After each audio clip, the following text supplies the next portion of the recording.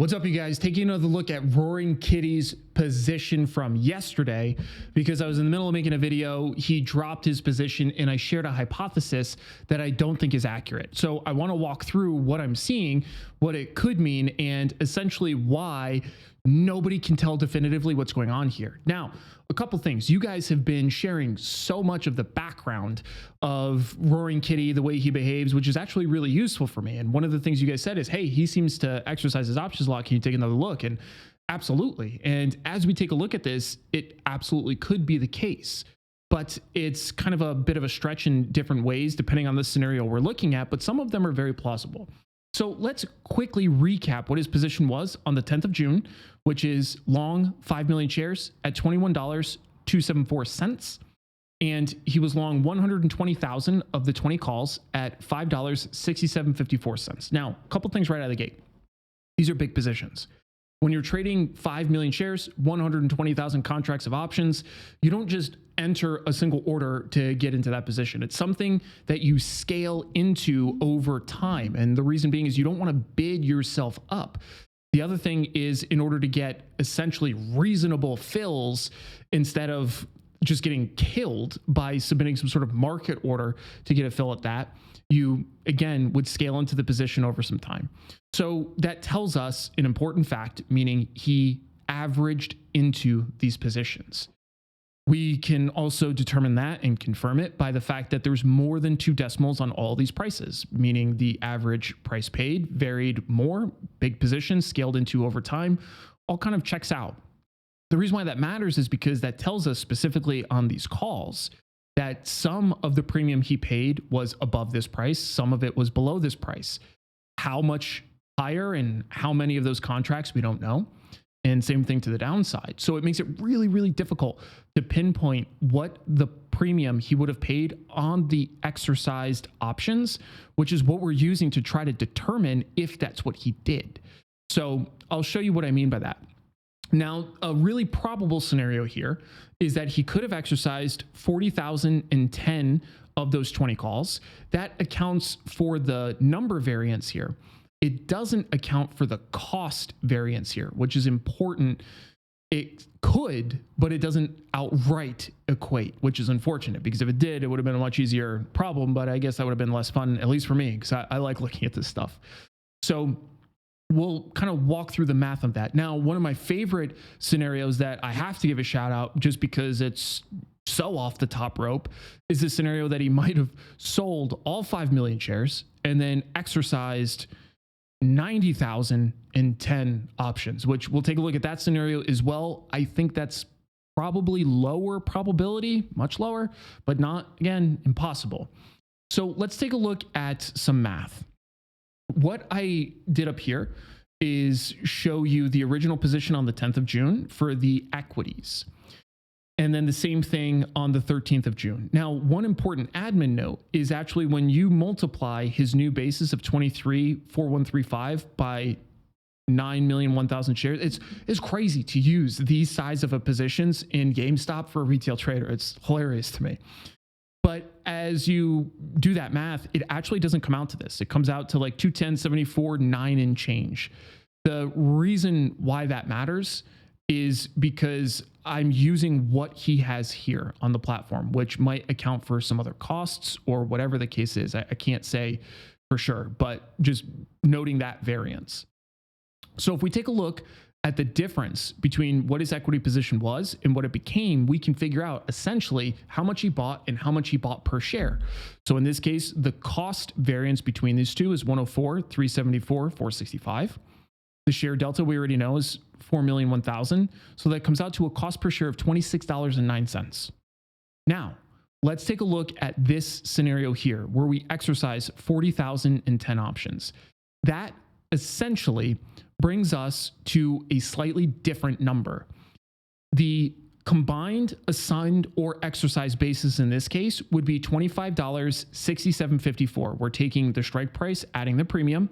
This is what the broker would calculate within the platform here. This is different than what the exact transaction cost would be for the shares on the market, which would be at the strike price. But after these shares are added at the $20 purchase price, the broker can then marry the premium paid in this scenario. So that leads us to 25.6754, which is quite a bit off on a percentage basis as well from this 26.09. It might not seem like a lot, 41 cents, but that's definitely a lot on a relative basis. And if we take a look at that exercise cost in the scenario of 40,010 contracts, the cost variance between what we see now as the difference between these two, which is 104,374, this would show it as 102,727. Close, but still off by $1.65 million. That's not an insignificant amount of money. Now, this could be explained by the fact that this is a small subset of this 120,000 lot position. It's essentially a third.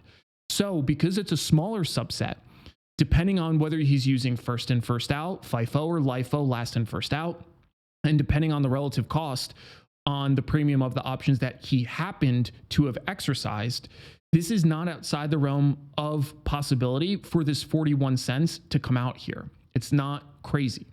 And because this is a smaller subset of this, that absolutely means that there can be a higher variance from the average. So that's within the realm of possibility for sure.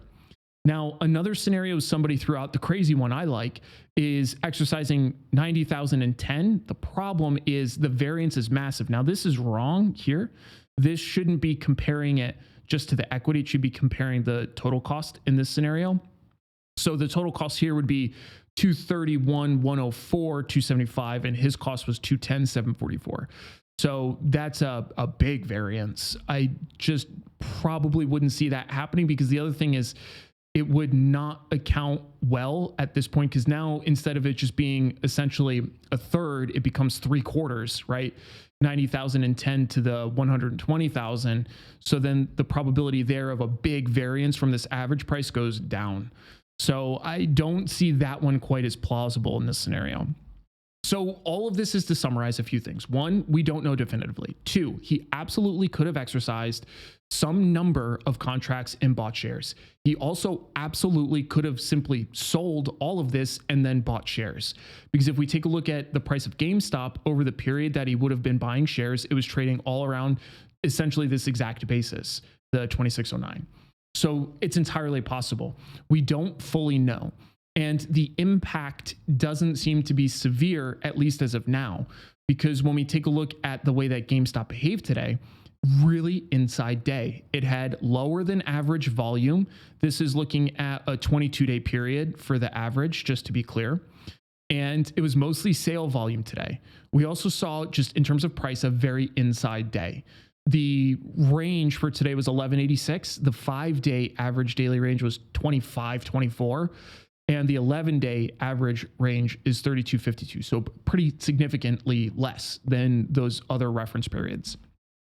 Now, if we take a look at the options chain quickly, and we go to Roaring Kitty strike, because I still think this 20 strike is his all the same. He put his footprint on it. It still has a lot of open interest, 64,718 contracts. Now, a big drop from yesterday, which we expected, 58,145, and a lower volume today of 12,468. But there's still people in this for sure. And it's super deep in the money at this point. It's 1 delta. Now, there are a couple other centralizations that I see. At the 30s, there's 57,802, but today there was massive volume, 46,010. We don't know if that's opening or closing just yet, but that's just something to note. So either this number will probably go up pretty significantly or start to contract. My guess is probably the latter, but we don't know. And same thing for a couple other of these noteworthy strikes, like the 35 and also the 40. The other thing I see here is the implied volatility across these expiration cycles has contracted massively. It's cratered. This was above 300 before, and now it's below 250. Same thing for essentially the next few series. The other thing I notice here is that if we look at the call open interest compared to the put open interest, if you look at the videos that we did the past few days, these used to be much bigger disparity for the calls. Even excluding Roaring Kitty's position, there was still a lot of participation skewing this. These are now starting to normalize. We typically would see more puts than calls. People tend to hedge to the downside with options rather than speculate to the upside in mass, at least. Obviously, an anomaly here that we're looking at.